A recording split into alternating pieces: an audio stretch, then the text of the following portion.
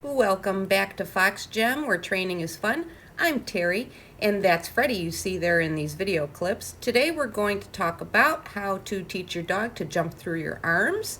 It's not as hard as you might think, but there are some things to take into consideration before you start teaching this trick. So let's go over those, and then I'll show you how to teach it. First and foremost is to make sure that your dog is healthy and old enough to do this trick. We do not do this with puppies. This is Freddie. She's an adult dog. She's in good condition and she's old enough that her joints can take the impact of this jumping.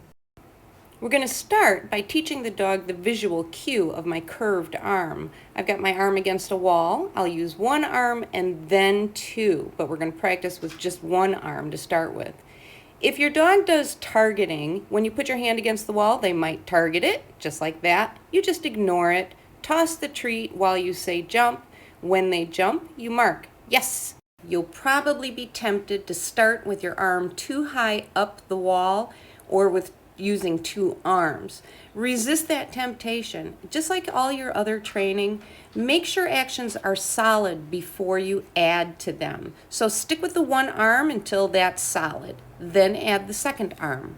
I also want you to notice that when Freddie comes through, notice how I turn my head away. I turn my head into the same direction that the dog is going so that I make sure I don't end up with a broken nose. My nose is big enough as it is. Another tip is you'll notice that the arm that is the closest to the dog, or the arm that is on the same side of the dog, in this case it's my right arm because Freddie is approaching on my right, is the arm that will be the top part of your circle. And this will keep you safe and it will make your circle whole so that the dog has a better, clear visual going through. If you switch arms, your shoulder will be in the way. Here you see it from the other direction. Freddie's on my left, so I lift my left shoulder. Even when you're ready to move away from the wall, still practice down low. Then bring the hoop higher. You can see we both have a lot of fun with this trick, and I hope you and your dog have fun with it too. Remember, training should be fun.